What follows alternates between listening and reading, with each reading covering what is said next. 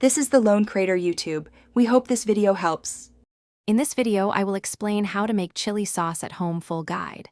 Start by selecting fresh chilies, garlic, vinegar, sugar, and salt, and sanitize all equipment.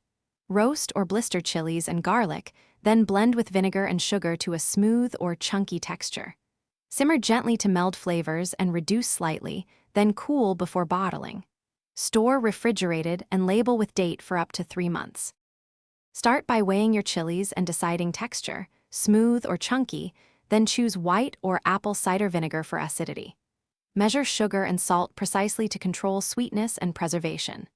Consider adding roasted tomato, tamarind, or lemon for depth and complexity. Taste during blending and adjust with small additions of vinegar or sugar. Cool the sauce before filling clean jars and label each jar with the preparation date. If you are finding this video helpful, please subscribe and like to support more content. It really helps. Quick recommendation: bento box make meal prep easy with these leak-proof containers I use to store sauces and reduce spills. Check the description for the product link and other deals so you can grab them easily. Thanks for the support, and now let's get back to the video. Begin by softening chilies and aromatics in a dry pan or roasting to boost smoky notes, then blend to desired texture. Bring the mixture to a gentle simmer and cook until flavors marry and liquid reduces slightly.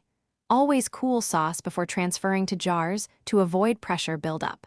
Label jars with date and refrigerate promptly. Follow safe handling and storage practices to keep your homemade chili sauce delicious and safe to eat. Thanks for watching. Consider subscribing if we helped you.